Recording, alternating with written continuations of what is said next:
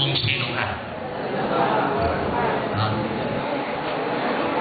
Ano sabi ng Bible? Sabihin nga natin na, ako ay matabang lupa. Sabihin mo sa katabi mo, ikaw, matabang lupa ka. So, kailangan mo alam natin yun. Amen ba? Pag alam natin na tayo matabang lupa, hindi. Meron bang matabang lupa na hindi tinatamnan?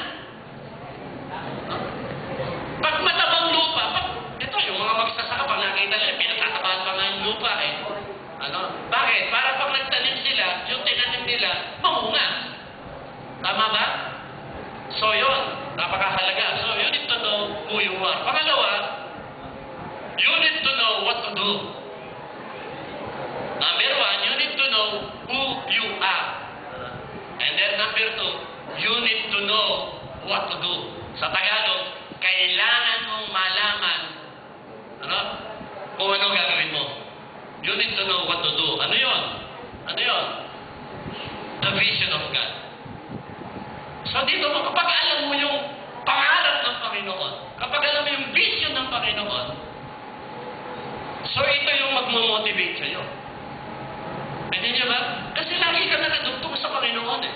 Pag alam mo yung vision ng Panginoon, dapat alam natin yun.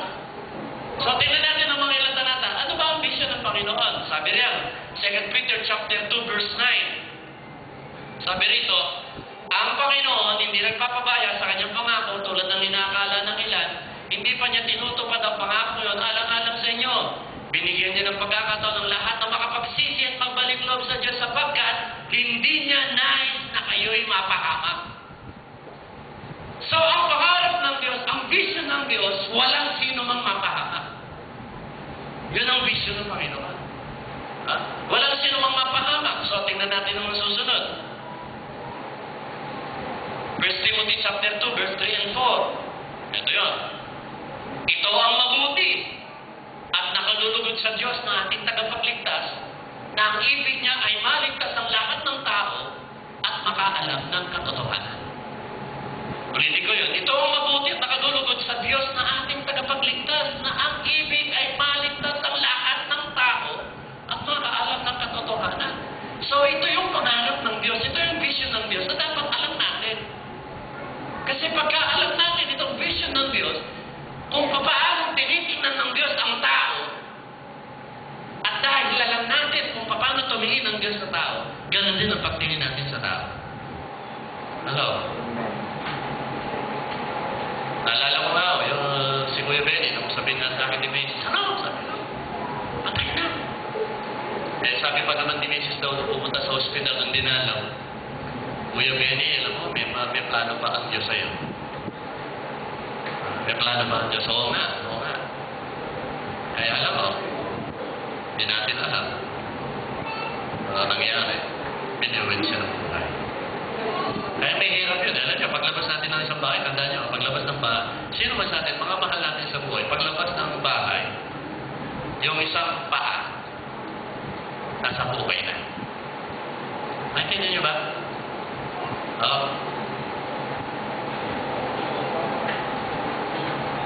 Gusto ng Diyos lahat maligtas. Gusto ng Diyos walang sino mang mapahamak. So kung alam natin ito, kung alam natin ito, kaya sabi ni Pablo kay Timoteo, preach the gospel in season and out of season. Minsan sinasabi natin, hindi pa panahon eh. Sabi nga ni Lord, napapanood, hindi napapanood, preach eh. Baka hindi pa panahon niya, Lord. Hindi, ito sabi ni Lord eh. Hindi pa niya napapanood, preach pa rin eh. Bakit? Nasabi ni Pablo sa Corinto, this is the day of salvation. Ito ang araw ng kaligtasan, hindi bukas. Kasi baka bukas yung tao mamatay na. Alam mo? Kaya ito yung araw. So yun ang gusto ng Diyos, yun yung vision ng Panginoon.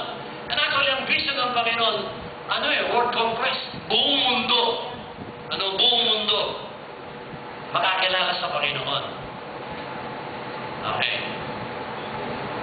Sabi sa verse 10, pansin niyo, Panginoon Jesucristo, ng Luke chapter 19 verse 10. Sapagkat naparito ang anak ng tao upang hanapin at iligtas ang naligaw. So, balikan natin yung kwento ng Panginoon. pinanganak sa pasabsaban. Nung 12 years old siya, nagpasimula siyang umako ng responsibilidad sa kanyang pamilya kasi panganay siya. Pagdating ng 30 years old, nagpasimula ang kanyang ministry. Within 3 years, ang ginawa ng Panginoon, nagpagaling, gumawa ng himala, nagpahinto ng bagyo, nagpakain ng maraming mga tao, nagpalakad ng lupo, nagpadilat ng bulan. Yung mga bihin nakarinig. Lahat ng mga tao lumalapit sa ginawa niya ng himala. Ginawa niya ng himala. Pero pagdating doon sa kanyang pagkapako sa krus, alam mo yan, every time na pinapalabas yung Passion of the Christ, si Mel Gibson mahusay, nag-research talaga. Nag-research si Mel Gibson sa Bible kung ano nangyari talaga kay Jesus. Kasi yung mga unang Jesus, hindi ganun kagrabe. Pero itong The Passion of the Christ, talagang matindi. Sabi nga sa Isaiah, describe ni Isaiah yung mangyayari sa Panginoong Jesucristo. Ang sabi, mukhang hindi tao eh. Nung bugbugin niya, mukhang hindi na tao eh. So, ganun na-express ni Isaiah. Tapos si Mel Gibson, pinakita talaga. Sabi ko nga, kaya namang iligtas ni Lord ang kanyang buhay eh. Kaya niya. Sa isang pitik lang niya, darating ng libo-libong anghel. Sa isang pitik lang niya, darating, tutulungan siya eh. Nagawa niya, sabi nga ng awit eh, kung ang Panginoon, halimbawa, hindi sinasadya, natison, nalaglag sa bangin, hindi sinasadya, aalalayan siya ng mga anghel. Darating ang mga anghel para tulungan ng Panginoon. Alam, pero bakit hindi niya niligtas yung kanyang sarili niya? Ang hinira. Binugbog, tinadyakan, pinalo, nilatiko. Tinis niya lahat ng mga bagay. Napako sa krus magmula alas 9 ng umaga hanggang alas 3 ng hapon nakapako ang Panginoon. Hindi niya niligtas yung kanyang sarili. Bakit? Isa lang ang dahilan. Malinaw yung vision na binigay sa kanya ng Ama. Malinaw. Iniwanan niya yung karangyaan sa langit. Bumaba siya dito sa lupa. Nagtiis ng hirap. Nagtiis ng sakit.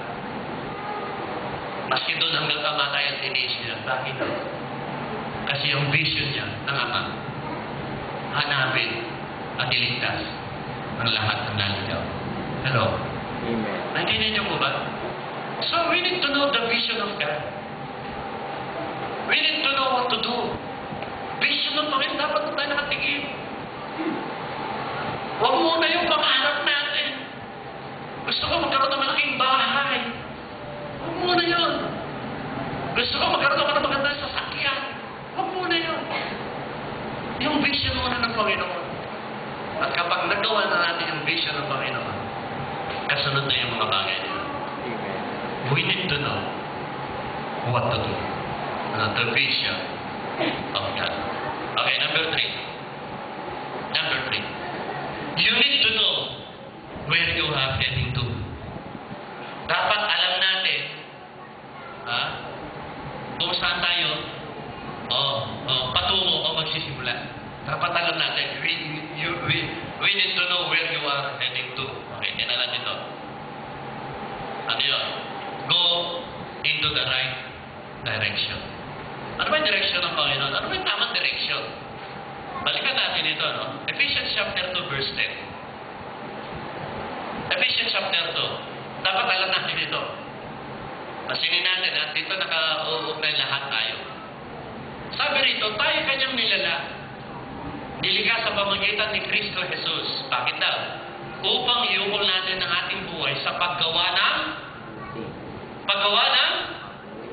mabuti na itinalaga na ng Diyos para sa atin noon pa mamunan. Ibig sabihin, hindi ka pa pinapanganak. Hindi pa tayo pinapanganak. Hindi pa nililikha ang mundo. Hello? Meron ang itinalaga ang Diyos na mabubuting gawa. Na yung mabubuting gawa, yun ang dapat nating tahakin. Ito yung right direction. Ito yung dapat lakaran natin. Bakit? Sabi, kaya tayo nilikha ng Panginoon. Sabi rito, tayo kanya nilikha sa pamagitan ni Kristo Jesus. Nilikha tayo eh.